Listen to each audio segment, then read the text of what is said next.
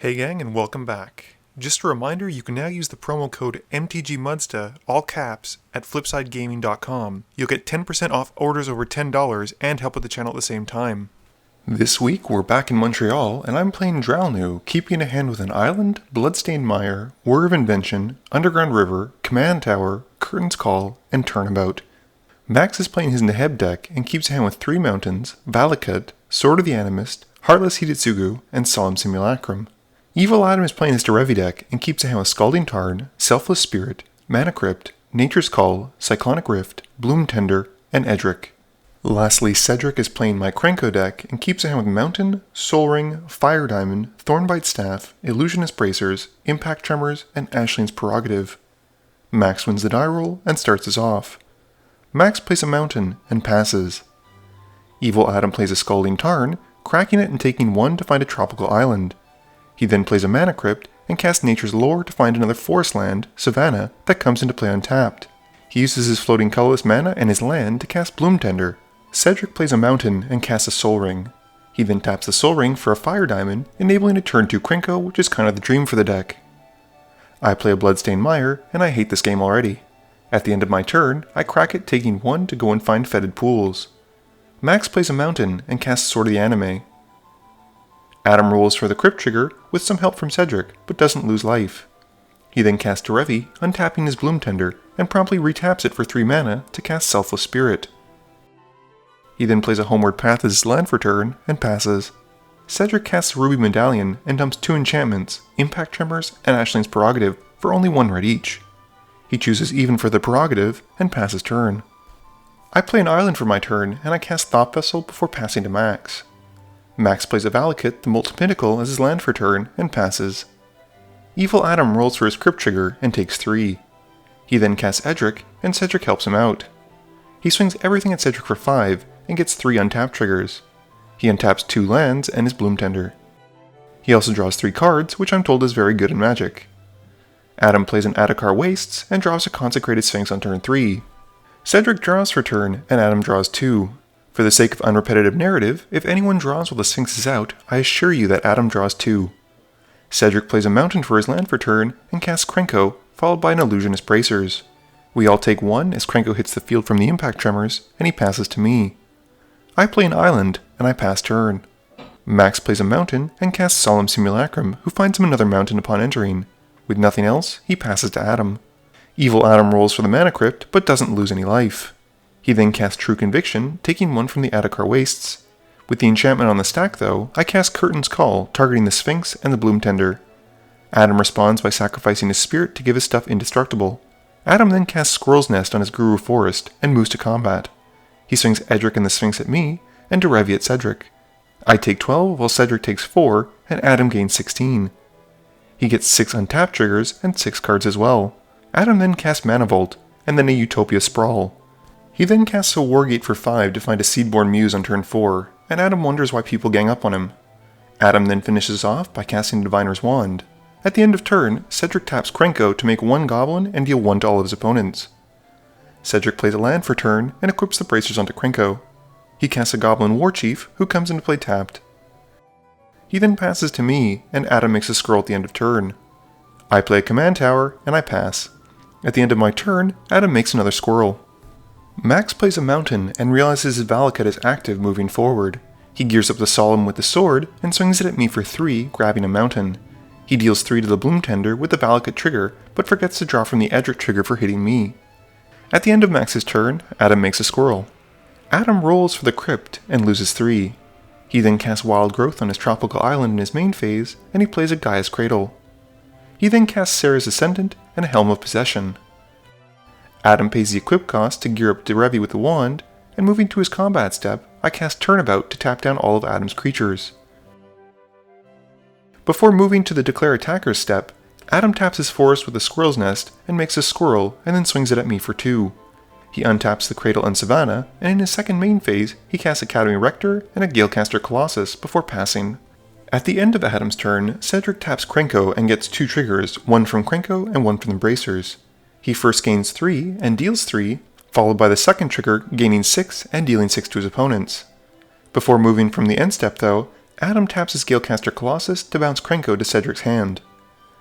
Cedric only has to pay 2 to recast Krenko, but with the commander on the stack, Adam taps the Colossus once more to bounce Impact Tremors. Krenko then resolves, and Cedric recasts the Tremors for only 1 red. With Tremors on the stack though, Adam taps Derevi to bounce Krenko. He gains another 12 Goblin tokens, and Krenko goes back to his hand. Cedric then realizes he should have cast in a different order, and he drops a Metallic Mimic, naming Goblins. He swings all of the tokens at Adam, who before moving to blocks, overloads a Cyclonic Rift. Cedric then moves to discard, and passes to me. I play an Underground River, and I cast Toxic Deluge, paying 6 life into it. Adam casts Capsize with the buyback to bounce his Seedborn Muse to his hand. With the Rector dying though, Adam exiles it and goes to find Awakening and puts it onto the field. I then pass to Max. Everyone untaps on Max's untap step, and Max plays a Mountain and casts Star of Extinction, which would have been great to know before I dumped 6 life into wiping the board. He blows up Adam's Cradle, which is a small comfort at least. At the end of Max's turn, Adam brings back Derevi. I respond by casting Dig Through Time, and Adam makes a squirrel and has the wand equipped onto Derevi. On Adam's turn, with his Awakening trigger on the stack, he makes a squirrel and pays to draw with the wand, pumping Derevi by +1/+1, and then again when he draws for turn. Adam then rolls for the Crypt trigger and loses 3. Adam plays a Gavany Township before he pays 1 to cast Soul Ring. Adam then drops a Rest in Peace and recasts Seedborn Muse, which gets stopped by my Memory Lapse. Moving to combat, he swings Derevi at Cedric and a squirrel at Max. Before moving to blockers, I cast Chains of Vapor, targeting Derevi to bounce it back to Adam's hand. Adam pays to draw twice with the wand, and Max takes 2 while Adam gains 2. Cedric casts Soul Ring and Ruby Medallion during his first main phase to start rebuilding his board. He then drops Ashling's Prerogative and Impact Tremors and passes to me. At the end of his turn, I cast Whir of Invention where X is 1 to find a Soul Ring. While I'm searching, Adam is up to his old tricks and makes a squirrel and brings back Derevi, which he'd discarded, and untaps his Mana Vault. I'm getting desperate at this point, and I cast Pull from Tomorrow where X is 5. I discard a Cephalid Colosseum, and I pass to Max. At the end of my turn, Evil Adam activates the Gavany Townships to put a +1/+1 counter on all of his stuff.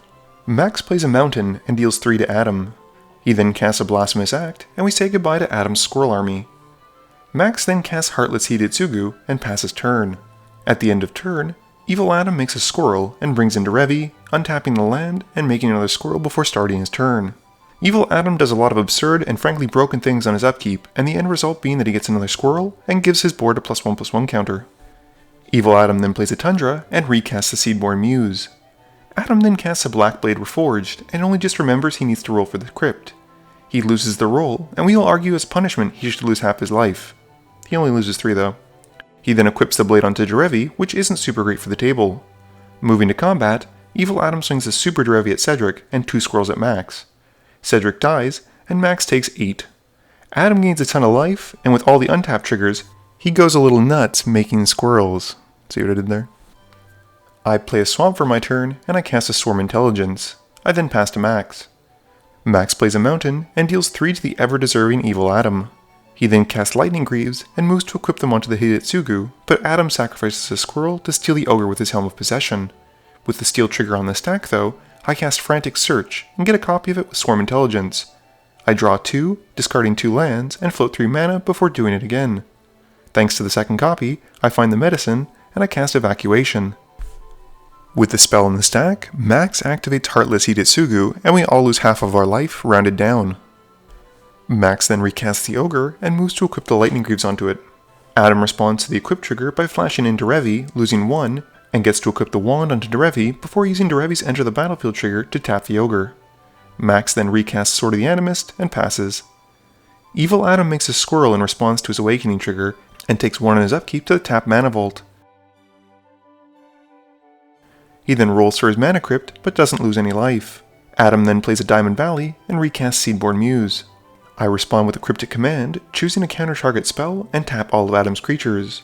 One of the copies resolves, and Adam casts Capsize with buyback to bounce Max's Lightning Greaves back to his hand. Adam then sacrifices Derevi to the Diamond Valley, gaining 6 life as Derevi has been pumped by the wand for drawing a few cards. At the end of Adam's turn, I cast Impulse and get a copy as well. I play a Flooded Strand as my land for turn because I like to live dangerously. I follow up with a Deep Analysis, drawing 2 cards twice. I then immediately regret playing the Strand, as I could have played a land that wouldn't have dealt damage to me, but that would have been a smarter play.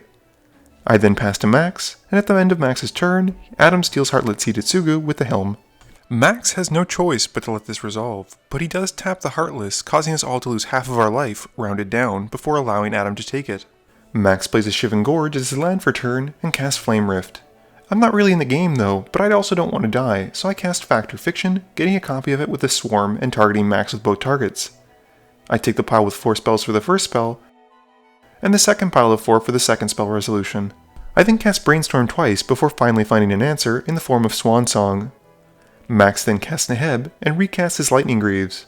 He tries to put the Greaves onto Neheb, but Adam's path to exile has other ideas. Max goes to grab a mountain, and he both literally and symbolically deals 3 damage to Adam as a last-ditch effort to kill him. Max then gears up the birds with the Sword of the Animist, and then sticks some boots onto it. He swings it at Adam and finds another mountain. With the search trigger on the stack though, Adam sacrifices the Heartless Hidetsugu to his Diamond Valley to gain some life. Max deals 3 damage to Adam when the mountain hits the field, and Adam blocks the bird with Derevi, paying 4 to draw a card and make Derevi a 3/4 to successfully block the bird without Derevi dying. With nothing else, Max passes to Adam. Adam untaps and only has to equip the Black Blade Reforged onto Derevi to kill Max and swing a squirrel at me. We scoop it up and move to the next game. Game review time. So I'm pretty sure just from the openers alone, you guys probably knew that this game was going to go to Adam. He kept a really well-rounded hand with mana acceleration and good card draw, which would enable him to go from the early game to the late game quite easily.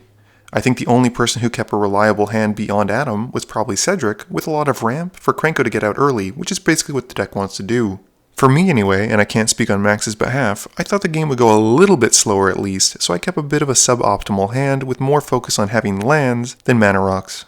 The Swarm Intelligence did keep me in the game for longer once it was on the field, but unfortunately it wasn't able to find me an answer.